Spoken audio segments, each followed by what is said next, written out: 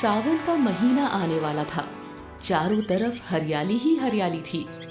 लाजपत नगर में सुमन नाम का एक गरीब किसान रहता था। वो दिन रात अपने खेत में मेहनत करके अपने और अपने परिवार का पेट भरता था। उसके खेत में ज्यादा फसल नहीं उगती थी, इसीलिए वो साथ साथ मजदूरी का काम भी करता था। सुमन भगवान शिव का अनन्य भक्त था। सुनिए जी, घर का सारा राशन खत्म हो गया है। घर में खाने के लिए एक दाना भी नहीं है।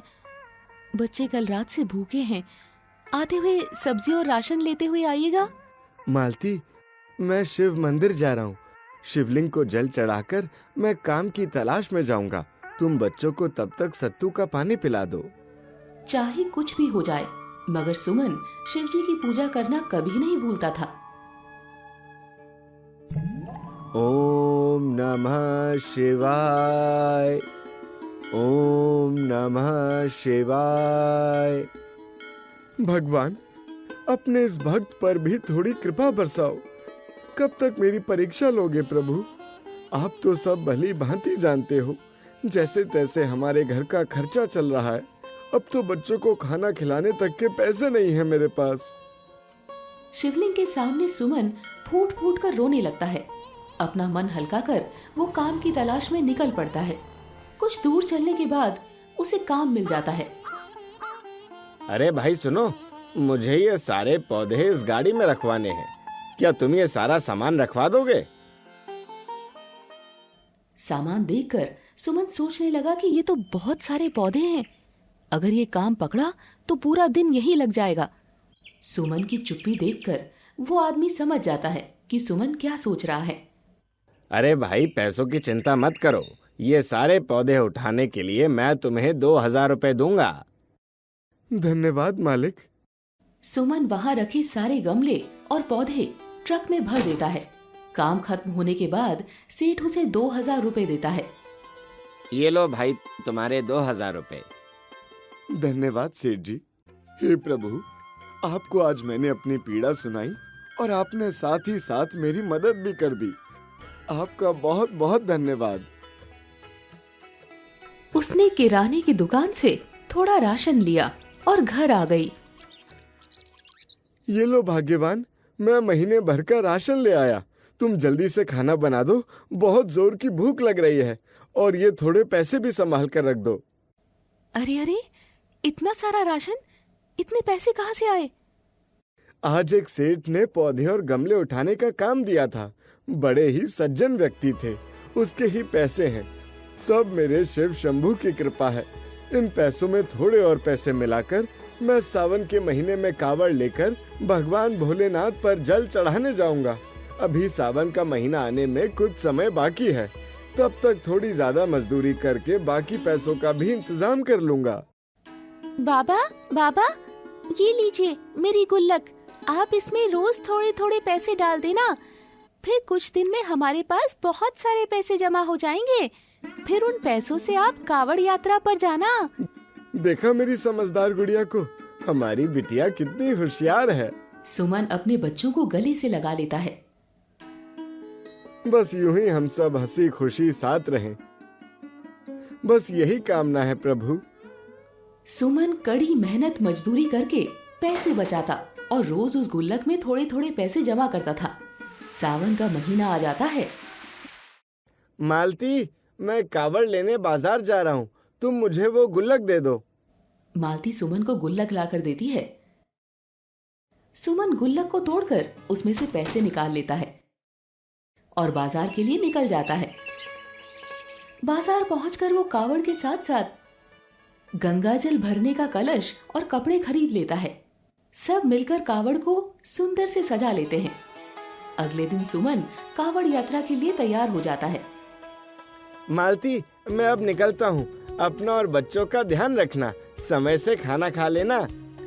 हाँ पापा, आप हमारी चिंता मत करो। ये लीजिए, मैंने रास्ते के लिए थोड़ा खाना बांध दिया है। आप भी अपना ख्याल रखिएगा। आप पहली बार इतनी दूर पैदल जा रहे हो।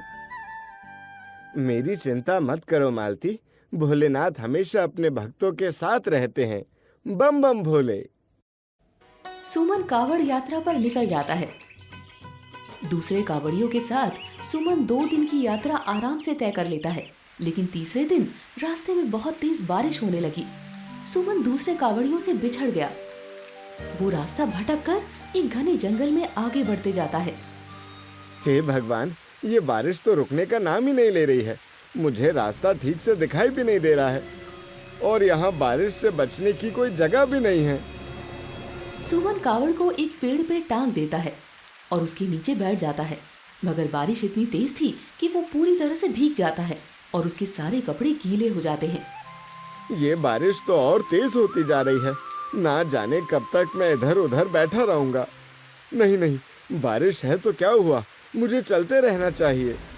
सुमन मूसलाधार बारिश में भी कावड़ लेकर निकल पड़ता है। बारिश में भीगने के कारण उसकी तबीयत खराब होने लगती है। छी, लगता है मुझे जुकाम हो गया।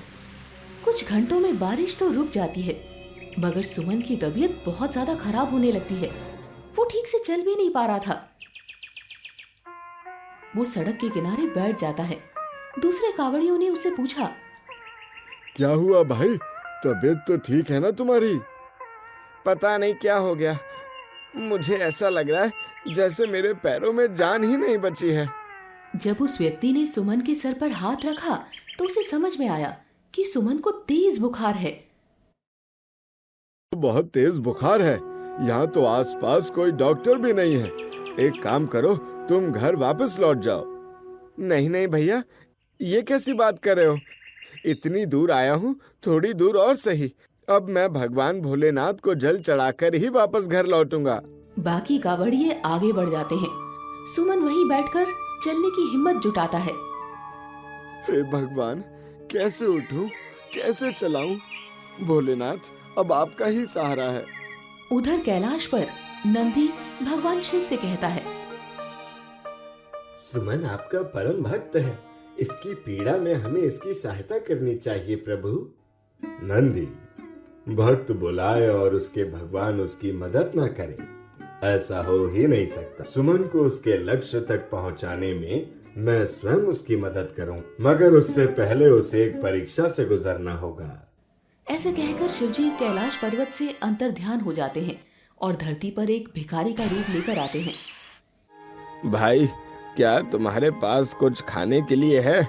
मैं बहुत दिनों से भूखा हूँ। सुमन अपनी पत्नी की दी हुई खाने की पोटली निकालता है और उसे भिखारी को दे देता है।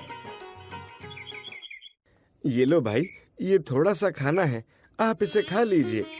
वो आदमी खाना खा लेता है। धन्यवाद भैया, मेरा नाम रुद्र है। मैं बहुत गरीब हूँ, लोगों से मांग मांग कर अपना पेट भरता हूँ।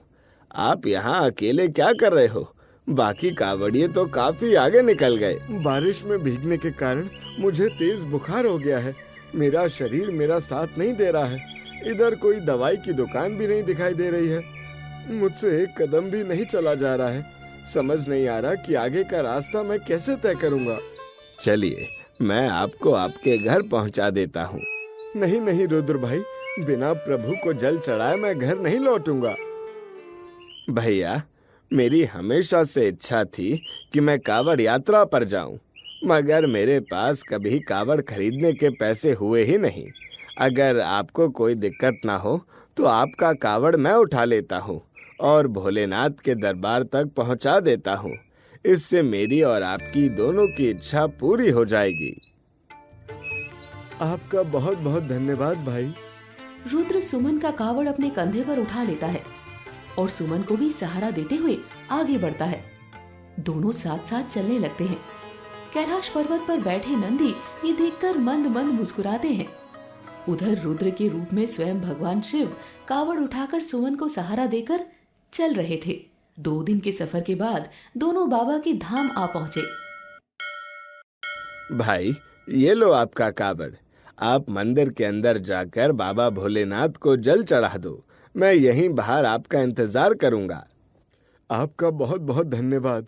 आपका मुझ पर बहुत बड़ा उपकार है। आपके बिना ना जाने मेरी ये यात्रा कैसे सफल होती। सुमन मंदिर के अंदर चला जाता है और भगवान भोलेनाथ को जल चढ़ाता है।